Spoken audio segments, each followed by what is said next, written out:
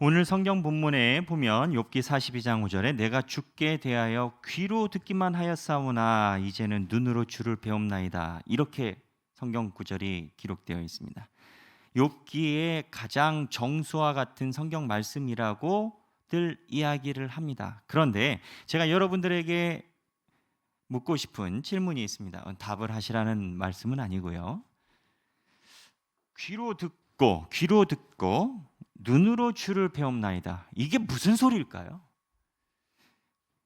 욥기가 마지막에 있는 이 말씀이 정수와 같은 말씀이라고 이야기를 드리고 그냥 지나가는 말씀이 아니다라고 제가 말씀을 드렸는데, 그렇다면 귀로 듣고 눈으로 배움나이다라는 이 말씀의 의미는 뭘까요? 정말 하나님에 대해서 귀로 듣다가 눈을 배움는 이러한 단순한 우리의 오감각적인 이야기를 할까요?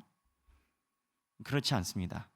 이 욥기가 가지고 있는 이 말씀, 내가 귀로 들었는데 이제는 눈으로 주를 배움나이다 라는 이 내용은 깊은 내용을 가지고 있습니다. 그 내용을 우리가 오늘 살펴보려고 합니다. 이 내용을 살펴보기 위해서는 뭐가 필요하느냐? 우리가 사람이 어떻게 지식을 획득하느냐, 지식을 알아가느냐를 먼저 잠깐 이야기를 해야 됩니다. 욥은요, 지금 본문에 있는 대로라면 하나님을 보는 지식이, 하나님에 대해서 정보를 얻고 하나님에 대해서 보는 지식이 귀에서 눈으로 지금 이동을 한 겁니다. 욥이 하나님을 바라보고 하나님을 보는 신앙, 그리고 인간으로서 하나님을 정보를 얻는 방법이 귀에서 눈으로 이동을 한 겁니다. 그런데 인간이 지식을 어떻게 가져가느냐, 잠깐 우리가 이해를 해야만 욥기에서 이 부분을 이해할 수가 있습니다. 우리가 지식을 얻어가는 방법을 1789년에 라이놀트라는 철학자에 의하면 인식론이라고 규정되어 있습니다. 인식론이 뭐냐? 쉽게 얘기해서 정보를 얻어가는 인간의 절차인 겁니다. 한 예를 들겠습니다. 앞에 빨간색이 있습니다. 빨간색이 있다고 상상을 해보십시오. 빨간색이 있는데 우리는 이 빨간색을 어떻게 빨간색으로 이해를 할까요? 우리는 단순히 처음에 눈으로 보고, 그렇죠? 눈으로 보고 눈에서 본 신경을 흘러서 뇌로 전달이 되고 뇌에서 눈을 통해서 들어온 정보가 빨간색 이렇게 내릴 겁니다. 그러겠죠? 그런데 이 빨간색에 대해서 정보를 얻어가는 방법을 인식론으로 이야기를 하면 여러 가지가 있지만 그 중에 한 두 개만 말씀드리면, 이 빨간색에 대해서 누가 아무도 가르쳐주지 않았는데 빨간색으로 우리는 안다는 겁니다. 그 알게 된 이유가 경험에 입각해서라는 겁니다. 아니, 내가 빨간색을 빨간색으로 한 것은 내가 빨간색을 경험했기 때문에 그렇지, 내가 보라색을 경험해보지 않으면 보라색이 뭔지 몰라. 맞는 얘기죠. 우리는 당연한 얘기라고 생각하지만 사실 우리가 경험해보지 못한 지식은 모른다는 겁니다. 그래서 내가 경험을 해봐야만 이 빨간색이 빨간색이라는, 이게 경험론적 입장입니다. 쉽게 이야기를 하면. 근데 다른 이야기가 있습니다. 다른 관점은 뭐냐면 주지주의라고도 이야기를 하면서 그 분파 중에 관념론이라는 게 있는데요. 빨간색이 있다. 근데 우리가 빨간색을 그냥 본다고 빨간색으로 알 수 있는 게 아니다. 우리가 빨간색을 빨간색이라고 알 수 있는 것은 이 빨간색 뒤에 진짜 빨간색이 있다. 우리 눈에 보이는 빨간색은 시대적인 흐름일 뿐이고 그 빨간색의 진짜, 어떻게 보면 진짜가 우리가 모르는데 저쪽에 있다는 겁니다. 그래서 이 눈에 보이는 건 진짜에 대한 그림자, 진짜에 대한 옷 같이 껍질인데 그 진짜가 뒤에 있다는, 이게 이제 관념론입니다. 그러니까 우리가 빨간색을 빨간색으로 알 수 있는 게 이 관념론에 의하면 그 진짜를 알아내는 방법, 빨간색이 빨간색이 되는 방법이 예전에도 이게 빨간색이라고 이야기했고 지금도 빨간색이라고 이야기를 했고 시대가 변해도 다른 건 변하는데 이거는 변하지 않는 것 같고 이게 더 인증이 되고 보증이 되는 것들, 그게 우리한테 빨간색으로 알려준다. 이거 어떻게 아냐? 관념인데 본능적으로 안다는 겁니다. 뭐 말이 어렵죠. 근데 이제 말이 어렵지만 하나 확실한 것은 내가 경험해서 빨간색을 안다는 이야기와, 아니 경험이 아니라 오래된 정보가 나한테 빨간색을 알려주는 거야, 이렇게 이야기하는 관점이 오늘 제가 여러분들과 이야기하려고 하는 관점입니다. 근데 이게 왜 중요하냐? 욥기에 이 관점에 대한 충돌이 있습니다. 어디에 있습니까, 목사님? 욥이 그럽니다. 내가 이제껏까지 경험했던 경험이 안 맞더라. 어떻게 죄가 없는 의인이 고난을 당하냐? 하나님 만나서 물어봐야 되겠다. 욥은 본인이 경험한 경험을 중심으로 지금 내가 경험하고 있는 이 지식은, 내가 경험하고 있는 지금 이 삶의 모습은 하나님한테 물어봐야지 내 경험에서 해석할 수 없다는 겁니다. 근데 새 친구는 뭐라고 하느냐? 새 친구는 그렇게 얘기를 합니다. 야, 네 경험으로 이야기를 하는데 그게 아니야. 사실은 이게 오랜 전통과 오랜 역사에 비춰보면 불변하는 진리가 있는데, 그 진리가 뭐냐? 나쁜 사람 벌 받고 착한 사람 복 받는다, 이거를. 저 멀리에 시대가 변해도 변하지 않는 큰 진리가 있는데, 간단하다는 겁니다. 나쁜 사람 벌 받고 착한 사람 축복 받는다는 겁니다. 그래서 욥에게 뭐라고까지 이야기를 하냐면, 야, 너 잘 생각해봐. 네가 잊고 있는 죄가 있을 거야. 근데 네가 잊고 있는 그 죄를 하나님이 잊어버리게까지 하셨어. 이렇게까지 얘기를 합니다. 왜 잊어버리게 한 줄 알아? 너 벌 받으라고, 너 혼나라고. 그러니까 네가 아무리 찾아도 네 죄가 없다고 하지만 사실은 네가 어렸을 때 어머니의 살결을 아프게 했든, 네가 때를 썼든 기억을 못할 뿐이지, 지금 네가 벌 받는 거는 결국 네 죄 때문에 그렇다니까. 이 기본적인 토대가 어디에서 오냐? 전통이 됐든 문화가 됐든 시대를 변하지 않고 있는 고정된 관념에서 이렇게 들어온다는 거예요.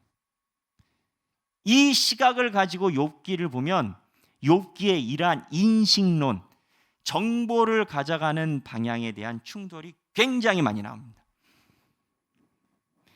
이성적으로 접근할 때 이야기 있고 전통적으로 접근할 때 있고. 그래서 욥기는요, 수없이 많은 장이 이 욥하고 세 친구가 열심히 싸움하는 걸 기록해 놨습니다. 아무런 생각 없이 욥기를 읽으면 욥기처럼 정말 졸리고 답답하고 이런 성경이 없습니다. 그런데 이러한 인식, 정보에 대한 입장을 어떻게 성경이 읽고 있느냐, 욥이 정보를 어떻게 보고 있느냐, 하나님에 대한 정보를, 그 다음에 새 친구가 어떻게 보고 있느냐, 이렇게 분석해서 읽어내면 정말 재미있습니다. 그런데 욥이랑 새 친구가 이렇게 논증을 하다가 욥이 하나님께 고백합니다. 내가 귀로만 보고 이제는 눈으로 본다고. 하나님에 대한 정보가 이동을 합니다. 뭐가 문제였을까요? 욥이랑 새 친구가 왔다 갔다 이야기를 하는데요, 서로 반대적인 이야기를 합니다. 욥은 경험을 이야기하고요, 새 친구들은 전통과 권위와 인과응보를 얘기합니다. 그런데 묘한 게 뭔지 아십니까? 욥이나 이 새 친구가 똑같은 게 있습니다. 서로 논쟁을 하고 싸우는 것처럼 보이지만 둘이, 새 친구 넷이죠, 넷이 똑같은 게 있습니다. 그게 뭐냐? 본인 입장에서 시작하는 자기 중심적인 해석입니다. 아니, 경험으로 해서 하나님에 대한 정보를 얻든 저기 멀리에서 정보를 얻든 욥이나 이 세 친구의 주 핵심은 하나님에 대한 지식이 자기 중심적인 지식, 내가 하나님을 보는 겁니다. 내가 하나님이 어떻게 생각하시는 보는 겁니다. 일단 시작은 나고 내 경험이 이렇게 됐다는 거고, 그 다음에 하나님을 보는 겁니다. 일단 관습과 전통에 의해서 내가 딱 프레임을 짜고 이 안에서 하나님을 보는 거예요. 욥이나 새 친구나 똑같은 건 자기 중심에서 하나님을 보는 거예요. 이게 귀로만 들었습니다. 그런데 욥이 하나님을 딱 만납니다. 딱 만나는데 귀로만 듣던 그 자기의 정보 능력이 눈으로 갑니다. 귀로만 듣던 정보의 능력과 눈으로 보는 정보의 능력은 완전히 다릅니다. 여러분 맨날 눈 감고 다닌다고 생각해 보십시오. 그러다 어느 날 눈을 딱 떴습니다.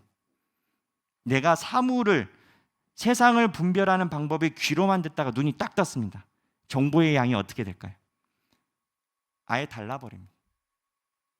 그래서 욥이 마지막에 내가 귀로만 듣고 눈으로 주를 배움나이다 하는 것은 욥이 새 친구들과 가지고 있었던 자기중심적인 신앙에서 하나님을 배우는 순간 확 이동을 했는데 그 이동이 뭐냐? 하나님 중심적인 시각으로 보게 된 거예요. 신앙생활이 그렇습니다. 100년을, 200년을, 300년을 살아도요, 300년 못 사지만 자기중심적인 신앙을 계속 가져갈 경우 귀로만 들을 수 있어요. 근데 어느 날 하나님을 만나요. 하나님을 만나게 되면 하나님 중심적인 시각으로 바뀌게 됩니다. 그렇다면 제가 여러분들과 또 이야기해 보고 싶은 게 있습니다. 욥기에서 이야기하는 하나님 중심적인 시각은 뭐였을까요? 욥기에서 이야기한 하나님 중심적인 시각은 뭐였을까요? 하나님이 욥기에서 욥이 이야기한 대답 다 하십니까? 안 합니다. 하나님이 욥에서 욥이 질문한 거에 대해서는 한마디로 요약하면 이겁니다. 네가 나를 아느냐? 너가 나를 아느냐? 근데 이 욥기에서 하나님이 얘기하시는 게 뭘까요? 욥기에서 하나님이 이야기하시는 하나님 중심적인 시각을 보려면 또 욥기를 봐야 됩니다.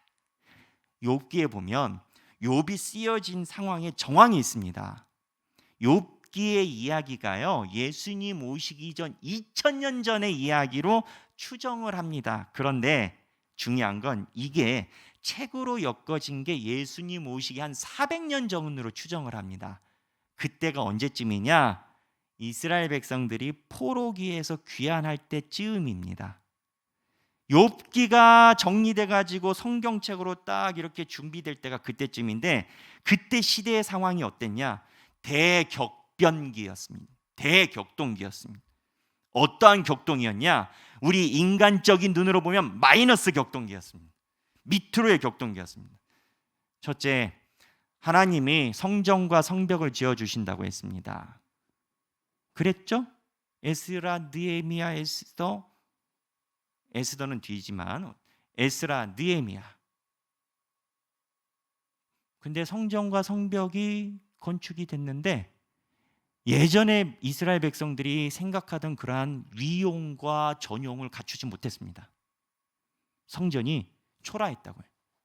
성벽이 초라했다고. 당연히 그럴 수밖에 없죠. 왜? 이스라엘 백성들이 나라가 없는 상태에서 본인의 성전과 성벽을 지었으니까 눈치 보면서 지었을 거 아닙니까? 물론 페르시아 왕이 중간중간에 재정 지원을 해줬지만 나라가 있어가지고 자기 돈으로 성전과 성벽 지은 사람과 눈칫밥 먹으면서 지은 사람이 같겠습니까? 그 이스라엘 백성들의 사실은 말 못할 고통은 하나님이 회복시켜준다고 했는데 성전과 성벽이 초라한 것이었을 거예요. 근데 이것만 격동이 아니었습니다.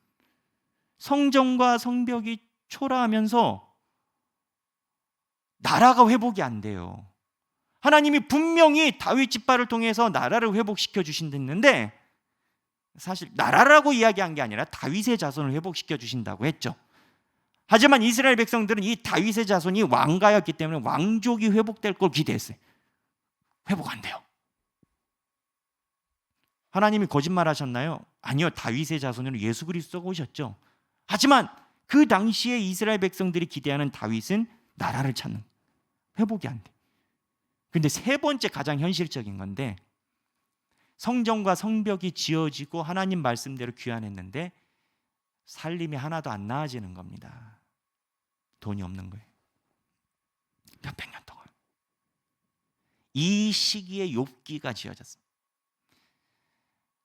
이 시기에 욥기가 지어지면서 이스라엘 백성들은 어떠한 경험을 하느냐? 현실이 만약에 어려우면요, 여러분, 예전에 가지고 있는 전통의 방법대로라면 나쁜 사람 잘못되고 착한 사람 하나님이 복 주신다는 겁니다. 그렇죠? 그런데 나쁜 사람이 잘못되는 건데 하나님이 성전과 성벽도 지어주셨는데 잘 안 돼요. 이스라엘 백성들 삶 자체에서 충돌이 생깁니다. 나쁜 사람이 벌 받고 착한 사람이 잘 된다는데 나쁜 나라인 이방 나라들은 계속 잘 돼요. 하나님이 바꾸신다고 하지만 어쨌든 우리보단 잘 살아. 옛날에 가지고 있는 전통의 방법으로 자기의 삶을 해석해낼 수가 없습니다. 그러면 자연스럽게 인간의 생각이 어디로 가는지 아십니까? 삶이 어려워지고 힘들어지면 조금 과하게 얘기하면 예수천당 불신지옥 되는 겁니다. 무슨 얘기냐? 이 땅에 희망을 아예 안 두고 저쪽으로 희망이 이동합니다. 여기서 못 사니까 저쪽으로 이동. 저쪽으로 이동하면 내세라고 이야기한 초월적 내세 사상이 급격하게 발전하는 겁니다. 그런데 이스라엘 백성들 사이에서 이 내세로 이야기한 하나님의 영원한 생명, 이쪽 내세가 뭡니까? 예수 잘 믿고 천국 가서 하나님과 영원한 생명으로 영원히 산다는 거 아니겠습니까? 우리의 복음의 진리. 근데 이 하나님과 함께 영원히 산다는 이 영원한 영생이라는 이름이, 개념이 물론 학파에 따라서 이견은 있습니다만 구약학자들의 대부분의 정설은 이스라엘 백성들 사이에서 금기처럼 여겼던 영혼 문제입니다. 이스라엘 백성들이 왜 금기처럼 여겼냐? 여러분, 영생이 뭡니까? 영원히 사는 겁니다. 여러분들은 예수 그리스도 믿고 영생을 얻었나요? 못 얻었나요? 얻었습니다. 저도 영생을 예수 그리스도를 통해서 받았고 여러분도 마찬가지입니다. 그런데 고대 사람들은 신이라 하면은 신이 어떠한 존재겠습니까? 신과 인간의 차이가 뭐겠습니까? 가장 절대적인 차이는 신은 안 죽고 인간은 죽는다였습니다. 신은 영원히 있고 인간은 한정적으로 산다. 영원히 계신 분이 하나님이시고 한 시대를 그냥 살고 사라지는 게 인간인가. 그래서 유대인들 개념에는 구약에선 영혼이라는 말, 그리고 이거에 네페시든 푸시케든 히브리어 원어에서 영원히 산다는 개념이 없습니다. 물론 신학적으로 막 이렇게 푸시케 하고 하지만 인간이 영원히 산다는 개념은 구약에서는 거의 찾아보기 어렵습니다. 그런데 이 영원히 산다는 개념을 구약에서 찾아보기가 쉽지 않은데 이러한 문화를 어디에서 쫙 그 틀을 깨고 올라오느냐? 욥기입니다. 욥기를 중심으로 이스라엘 백성들이 삶이 어려워지니까 꼭 욥기를 알아서가 아니라 자연스럽게 성경을 중심으로 한 유명한 분파가 생겼는데 그 분파가 어디냐? 바리새파입니다. 이 바리새인들이 삶이 어려워지고 그리고 옛날에 있었던 인과응보로, 아니 착하게 살면은 지금 현세의 복을 받았는데 현세의 복을 못 받으니까 부활과 천사와 영혼의 존재를 바리새인들이 믿습니다. 그래서 바리새인들은 부활이 있고 천사가 있고 그렇다라고 믿으니까 이 땅에서 그 영원한 생명을 위해서 더욱더 경건하게 살려는 겁니다. 그래서 바리새인들이 율법을 많이 지키는 거예요. 이 땅에서 경건하게 살아야 저쪽에서 탄탄하게 된다. 이 구조를 바리새인들이 갖고 있는 거예요. 이 구조를 갖고 우리는 바리새인 안 좋아하죠. 물론 예수 그리스도께서 비판하신 측면이 많습니다. 맞는데 이 구조를 가진 상태에서 예수님에게 우리가 잘 아는 가장 중요한 질문을 해서 영생의 답을 얻은 존재가 있습니다. 사람이 있습니다. 누구냐? 니고데모입니다. 바리새인 니고데모입니다. 요한복음 3장에 보면요, 3장 초반에 그렇게 이야기를 합니다. 바리새인 니고데모가, 바리새인 중에 니고데모라는 사람이 있으니 유대인의 지도자인데 예수님께 질문을 오고 가고 합니다. 요한복음 3장에. 그러다가 예수님의 결론이 뭐냐? 바리새인 이 니고데모가 예수님한테 뭘 물어보냐면 거듭나고 영생에 대해서 물어봅니다. 영생에 대해서 물어보니 예수님이 그 영생에 대해서 답을 주신 게 하나님이 세상을 이처럼 사랑하사 독생자를 주셨으니 이는 그를 믿는 자마다 멸망하지 않고 영생을 얻게 하려 하심이라. 우리는 이게 신약에 있어서 마음의 은혜로 쉽게 받아들이지만 성경과 이스라엘 역사에 의하면 굉장한 격변을 통해서 예수 그리스도께 질문을 해서 예수님이 이거에 대한 최종 답을 주신 겁니다. 이게 질문이 있어야 답이 오죠. 여러분, 질문이 없으면 답은 답이 아닙니다. 질문이 없으면 답을 만나도 답으로 못 만납니다. 그냥 지나가는 말이지, 좋은 말이지. 니고데모는 기본적으로 이스라엘 백성들 사이에서 어떻게 보면 전통적인 입장에 의해서는 금기시되어 있을 수도 있는 영원한 생명에 대해서 있다라고 전제하고 예수님한테 물어봅니다.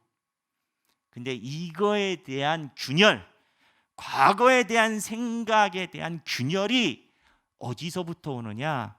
이스라엘 백성들이 포로기 때문에. 무슨 얘기냐? 욥기는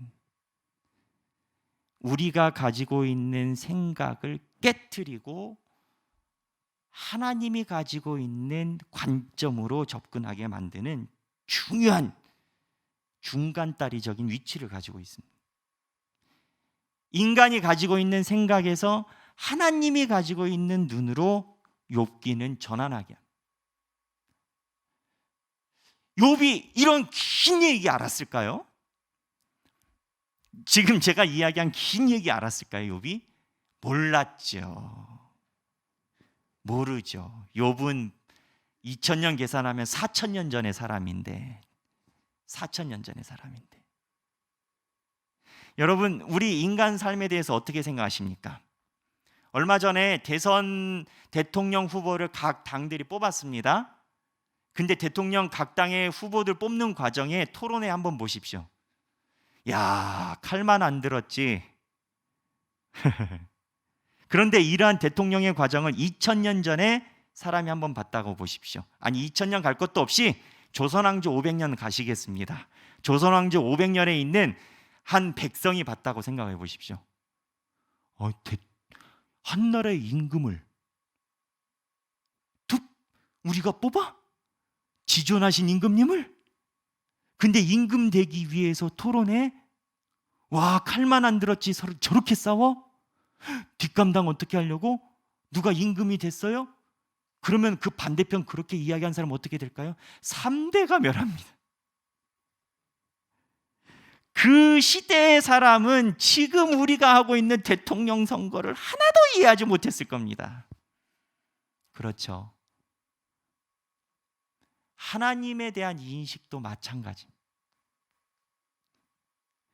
하나님이 이렇게 욥기를 통해서 욥의 인식에서 하나님의 인식을 바꿔주지 않으면 발전이 안 돼요. 그럼 욥이 이거 다 알았냐? 모릅니다. 욥이 안 거는 딱 하나입니다.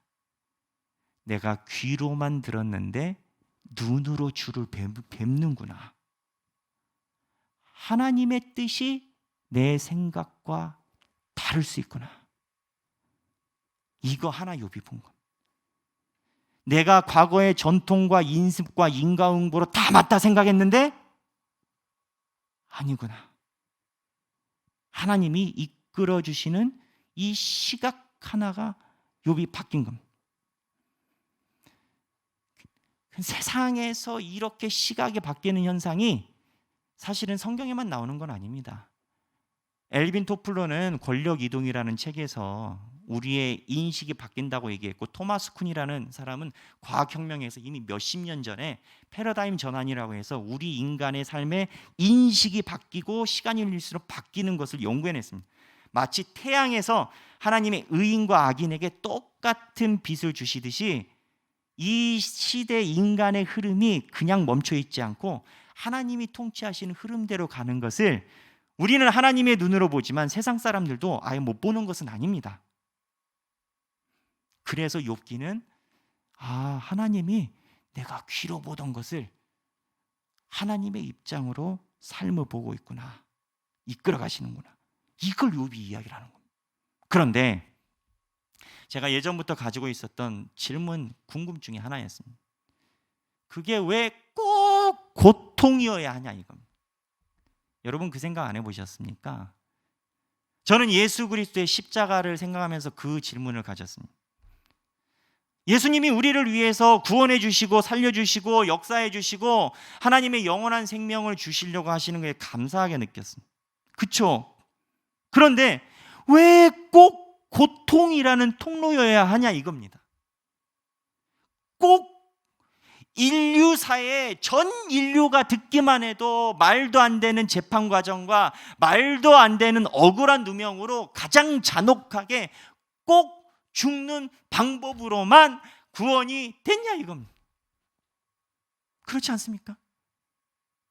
우리가 수없이 예수 그리스도의 십자가에 의해서 눈물을 흘리고 하나님의 은혜에 감격하지만 우리가 왜 꼭 눈물로만 하나님 앞에 나가게 됐냐 이겁니다. 하나님이 능력이 없으셔서 기쁨으로는 안 됩니까? 또는 일반적인 만남으로는 안 될까요? 왜 꼭 고통이라는 큰 강을 넘어야만 됐냐? 욥기에서도 똑같은 고통이 나옵니다. 여러분은 이 고통을 어떻게 보십니까? 그런데 성경을 묵상해보면 그거를 알아야 됩니다. 하나님 입장에서 이 고통은 인간의 눈높이에 맞추신 겁니다. 무슨 얘기냐? 에덴 동산에서 인간이 죄를 졌습니다. 그리고 에덴 동산에서 쫓아냈습니다. 하나님 입장에서 속썩인 인간을 죽이는 게 편하시겠습니까? 살려놓고 같이 기다리시는 게 편하시겠습니까? 자, 쉬운 예로 얘기를 하겠습니다. 내가 연애를 합니다. 사랑하는 연인이 있습니다. 그 연인이 바람이 났습니다. 제일 쉬운 건 뭔지 아십니까? 헤어지면 됩니다. 하나님이 아담과 하와 연애하셨습니다. 제일 쉬운 건 뭡니까? 헤어지면 됩니다. 헤어지는 건 뭘 의미하는 걸까요? 아담과 하와 죽는 겁니다. 그런데 그렇게 함께 계시고 성경이 거기서 끝나도 할 말이 없을 판인데 이렇게 긴 성경을 가면서 누가 고통스러웠겠습니까? 하나님이 출애굽에서 이스라엘 백성들 광야에다 놨습니다. 광야에다 놨는데 이스라엘 백성들이 하나도 하나님이 뜻하는 대로 살지 않아요. 날마다 만나와 메추라기를 줬는데도 하나님 배반해요. 하나님이 메시지를 전달하는 모세도 배반해요. 아니, 세상 사람들은 먹은 게 있으면, 편한 말로 먹은 게 있으면 뱉어내는 거라도 있지, 먹었으면 그렇게라도 하지. 40년 동안 하나님이 먹여주셨는데 먹여주신 분을 계속 배반하는 것도 기적입니다. 그런데 인간이 그렇게 생겼어. 하나님은 인간이 원하는 위치에 다가갈 때 하나님 입장에서 고통을 감수하실 수밖에 없었습니다. 예수 그리스도의 십자가의 고통과 하나님의 눈물 짓는 고통은 하나님이 선택한 게 아니라 우리가 선택한 겁니다.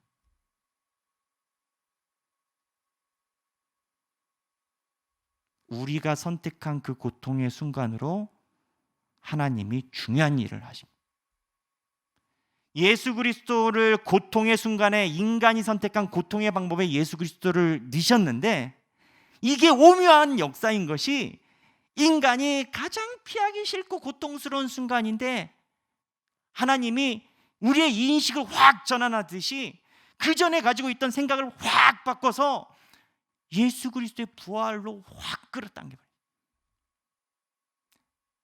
인간이 선택한 가장 마지막 방법이 인간을 살리는 기적적인 방법으로 바뀌는 균열이 일어나요.